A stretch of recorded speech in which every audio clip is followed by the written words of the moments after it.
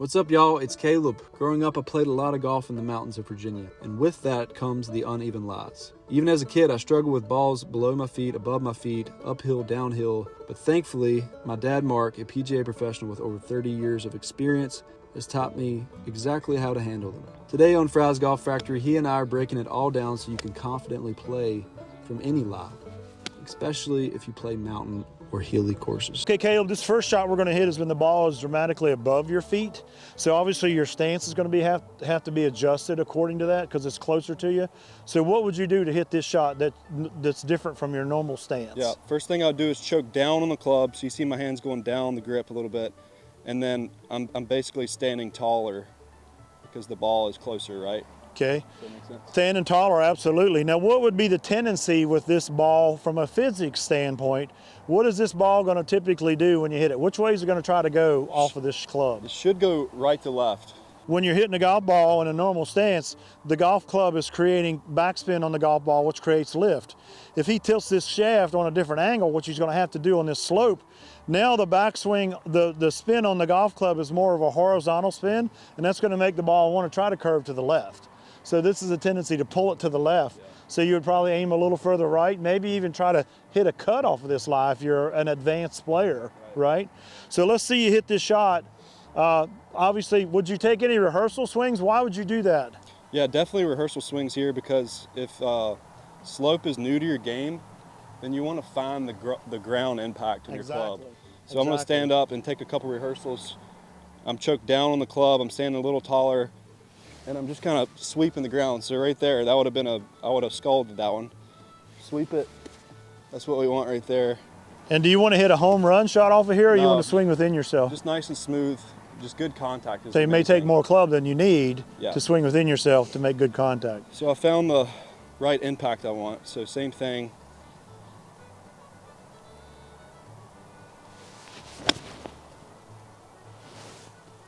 Really good contact. I didn't see the trajectory, did Yeah, it? right to left. Yeah, which we kind of anticipated. Right.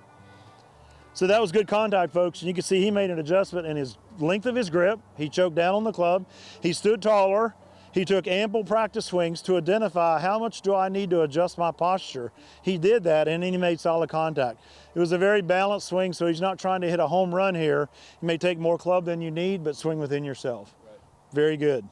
The ball was above your feet over there, and now the ball is below your feet. So is this going to be the opposite of what you did over there to some degree? Opposite, yeah. So what would you do to adjust your posture or your stance here? So now I'm not choking down, I'm choking up. So you want to get kind of out on the end of the grip here, and your spine angle is going to change. You're trying to get closer to the ball. So if that's your normal stance, show me your normal stance. So if you're in your normal stance, the club's going to be 3 or 4 inches, depending on the severity of this slope, above the ball. Right. So how are you going to get down to the ball? By doing what? The big thing is bend at the hips. Bend at the hips. You don't want to bend in the knees. No, none of this. You want more of this. Right, bend at the hips. right. Stick that rear end out.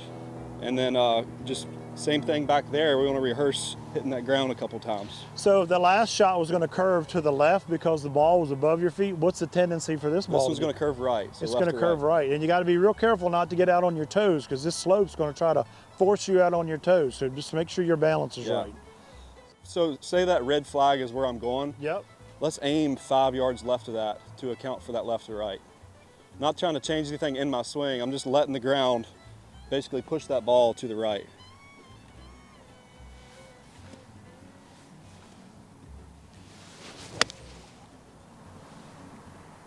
Perfect contact again. I'm having trouble seeing those in that cloudy sky. Oh, I see it. That was a good shot. Over there, his spine angle, let's say it was 48 degrees or 50 degrees on that slope. From here, it's probably down closer to 35 degrees because the slope, the ball is dramatically below his feet. He's got to tilt. If you're struggling to remember which one's going to go right and which one's going to left, Caleb, how could you identify which way the ball's going to go? Roll a basketball. If the basketball is going to roll left, then your ball is going to roll left. If it's going to roll right, then your ball is going to go right. So Caleb, we just identified ball above your feet and ball below your feet, but there's times on golf courses that are hilly that you're going to have either an uphill or a downhill stance, right? So this is a dramatically downhill lie.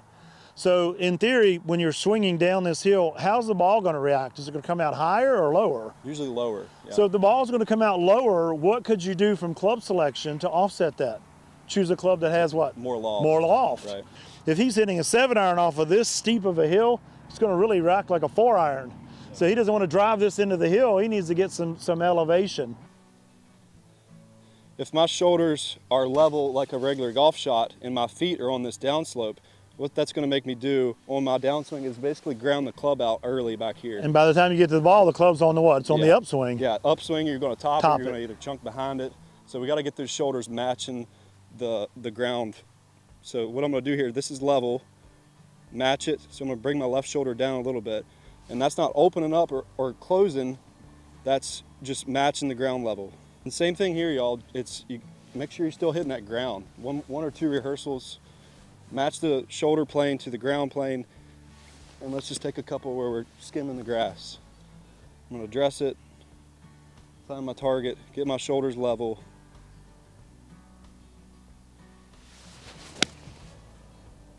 People on down slopes usually try to help the ball up. Absolutely. So you want to really try to still hit through the ball here. You're not And that's trying to help it what up. getting your shoulders compatible to that contour is going to allow you to swing down and through that ball. Swing down and not Yeah, don't try to at it. lift it up. Whenever you Correct. swing up at it, that's when you're going to get that top or maybe That's a even great chunk. point.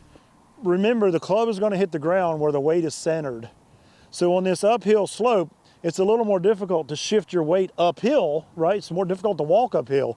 But you got to make a conscious effort to get off of your back foot, because if not, you're going to hit behind it. And if you're trying to hit a 3-wood or a long iron or something very long off of that, that's more often than not when you top it, because you haven't gotten off your back foot. The bottom of your swing arc is behind the golf ball, and by the time you get to the golf ball, the club is on the upswing. So make sure you shift your weight. We're not going to hit a ball over the street here, but just kind of show us what you're going to do with your shoulders, and then how you would finish on that shot. So same thing with the downslope. I'm matching my shoulders to the slope of the ground. And me personally, I like to already have some of my weight over here on my left leg. Instead of trying to transfer weight uphill against gravity, I'm already kind of leaning into this left leg. So when I just turn through, most of my weight's already going forward. Now, what about loft? Now, is this ball going to come out higher or lower? Higher, yeah. So instead of going down in degrees, you want to go up a club. So basically, if you have an 8-iron and it's 175, go ahead and hit the 7, because it's going to come out much higher. Yeah, it's going to fly differently because of the slope.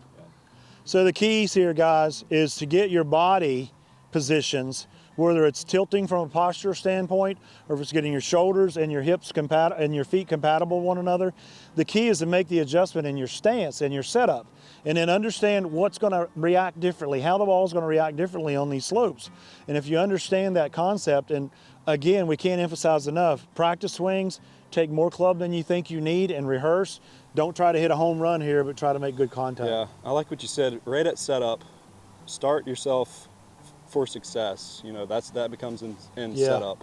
So if you have a bad setup, then you're already kind of more apt to Yeah, you're hit a fighting bad an shot. uphill battle, no pun intended, but Yeah. yes. Let us know in the comments what you want to see, what you're working on, and we'll do our best to give you some lessons here. Thank you.